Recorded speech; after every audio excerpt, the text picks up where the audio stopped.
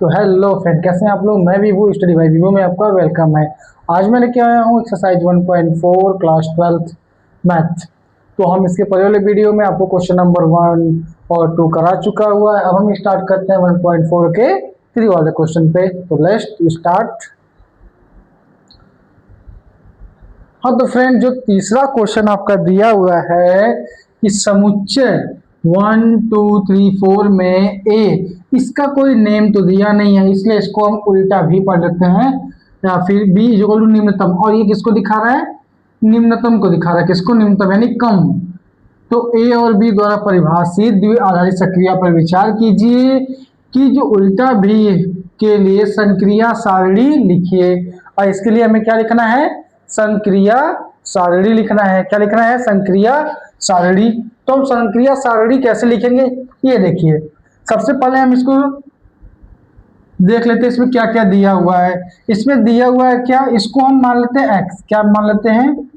माना x is equal to, क्या दिया आपका? 1 2 3 4 और 5, ये दिया हुआ है। इसको मान लेते हैं x इक्वल टू 1 2 3 4 5 मान लिए, ठीक है। अब x इक्वल टू मान लिए। अब हमें क्या पूछ रहा है? a न्यूनतम b। a न्यूनतम b यानी कि जैसे कि 2 न्यूनतम 4, कोई भी वैल्यू दिया, इसमें से पूछ रहा है कौन न्यूनतम है, यानी कम वैल्यू किसकी है? 2 की है। यही है ना 2 की वैल्यू, बस। यानी जो कम वैल्यू है इसका ही सारणी बनाना है। तो आइए हम सारणी बनाते हैं। इसको बराबर निम्नतम, किसको की पूछ रहा है हमें? ए और बी का। तो हमें सारणी बनाने के लिए सबसे पहले क्या करना होगा, ये ध्यान दीजिए। हम बनाते हैं सारणी। तो सबसे पहले हमें इसको क्या करना है? न्यूनतम वाले को लिखेंगे हम, इसको और हम ऊपर बनाते हैं, ठीक है, नहीं तो हो जाएगा गड़बड़, ठीक है। हम इसको और ऊपर बनाते हैं। देखिए यहाँ सबसे पहले ये फिगर दिया, इसको फिगर को लिख लीजिए। ये फिगर बना लिए आप। न्यूनतम देखना है 1 2 3 4 और 5, यहाँ तक जाएंगे 1 2 3 4 5। क्यों? तो भाई 5 तक की वैल्यू दी है, इसलिए हम क्या लिए? 5 तक लेनी है। साड़ी कैसे बनाएंगे? ऐसे, इसको खींचते हुए।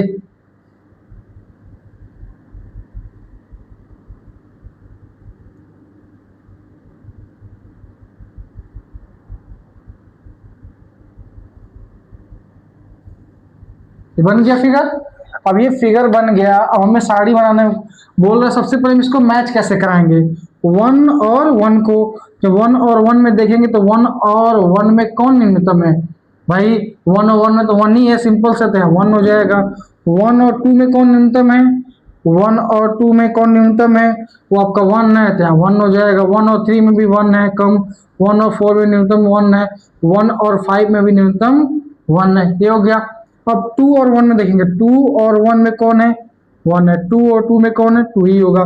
2 और 3 में कौन कम है भाई? न्यूनतम 2 है। 2 और 4 में कौन न्यूनतम है? 2 है। 2 और 5 में कौन है? 2 है। और 3 और 1 में 1 है। 3 और 2 में 2 है। 3 और 3 में 3 ही होगा। 3 और 4 में 3 ही होगा। 3 और 5 में 3 ही होगा। और आगे क्या है? 4 और 1 में 1 होगा। 4 और 2 में 2 होगा। 4 और 3 में 3 होगा। 4 और 4 में 4 होगा। 4 और 5 में 4 ही होगा। और 5 और 1 में देखना है तो 1 होगा। 5 और 2 में 2 होगा। यहाँ 5 और 3 में 3 होगा। 5 और 4 में 4 होगा। 5 और 5 में ही 5 होगा। ये आपका बन गया क्या? ये हो गया आपका सारणी, सक्रिय सारणी बन गई। बस यही आपका आंसर हो गया, ठीक है फ्रेंड्स। अब हम बढ़ते हैं क्वेश्चन नंबर 4 की तरफ। Write down this question.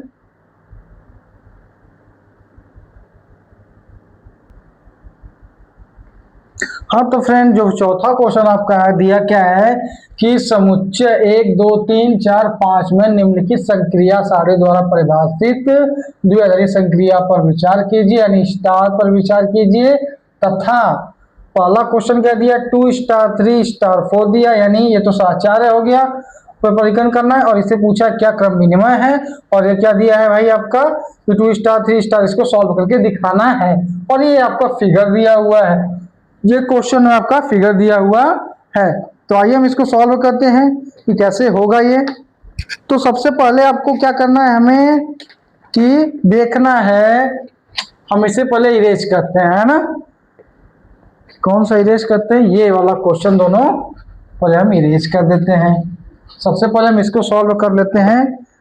क्या दिया है, 2 स्टार 3 स्टार 4, यही दिया है 2 स्टार 3 स्टार 4 ये दिया हुआ है। और उसके बाद क्या दिया हुआ है आपका, 2 स्टार 3 स्टार 4 ये दिया हुआ है, यही दिया हुआ है। अब हमें देखना है भाई, क्या इन दोनों को कंपेयर कर सकते हो आप, नहीं भी करोगे कोई दिक्कत नहीं। हाँ, एक चीज और दिक्कत हो गया, क्या कि मैंने एक चीज तो लिखना भूल ही गया।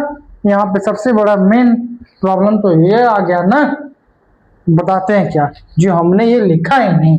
यहाँ पे क्या दिया है बुक में, 1 1 1 1 1 दिया है। यहाँ पे 1 2 1 2 1 1 2 1 2 1 दिया है। 3 वाले में 1 1 3 और क्या दिया, 1 1 दिया है।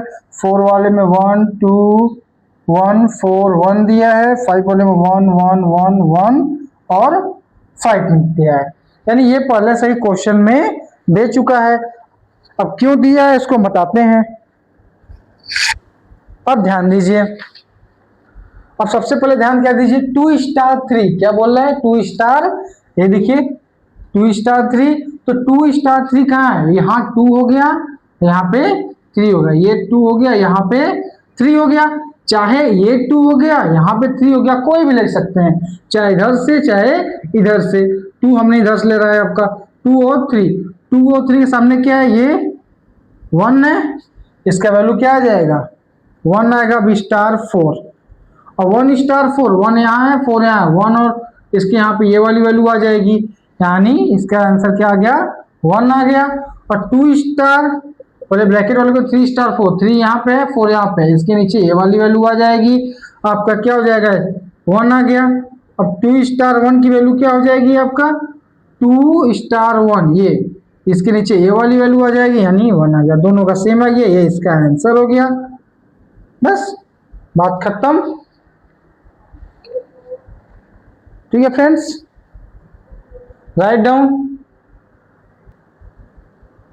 हाँ तो फ्रेंड, इसके सेकेंड वाले में था भाई कि क्या स्टार क्रम विनिमय है, यही पूछा था, क्या स्टार क्रम विनिमय है। तो भाई जाहिर सी बात है, 1 और 1 ने क्या होता है क्रम विनिमय का फॉर्मूला, कि A star B is equal to B star A, यानी 1 और 2 लेते हैं, ठीक है। ए बराबर हम क्या लेते हैं, मान लीजिए ए बराबर 1 ले लेते हैं, बी बराबर 2, इसको रख लीजिए, यानी 1 स्टार 2 बराबर 2 स्टार 1, यही रख लीजिए, यानी 1 स्टार 2 बराबर 2 स्टार 1 देख लीजिए। तो 1 स्टार 2 क्या है, यानी 1 और स्टार 2 क्या है, 1 आएगा, 1 आ गया, बराबर में 2 स्टार 1, 2 यहाँ पे हो गया, स्टार 1 ये क्या है, 1 आया, यानी क्या हो गया, LHS is equal to RHS, इसलिए स्टार क्या है, क्रम विनिमय है, विनिमय है, खत्म। Write down. हम बढ़ते हैं इसके थर्ड वाले पे।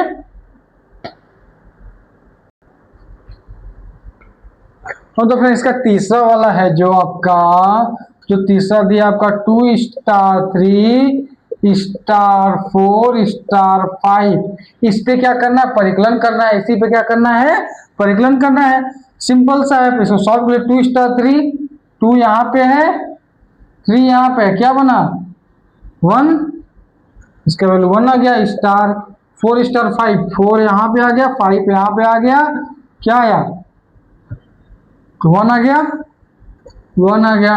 1 स्टार 1 क्या होगा, 1 स्टार 1 1 होगा, बस बात खत्म, ये हो गया आंसर। ठीक है फ्रेंड्स, राइट डाउन।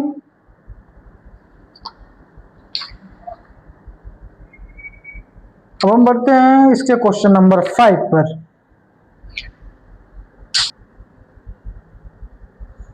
हाँ तो फ्रेंड, अब है आपका फिफ्थ वाला क्वेश्चन कि मान लीजिए कि समुच्चय 1 2 3 4 5 में एक द्विआधारी सक्रिय star A star B dash equal to A तथा बी का HCF द्वारा परिभाषित है, क्या संक्रिया स्टार डैश उपयुक्त प्रश्न 4 में परिभाषित सक्रिय स्टार के समान है?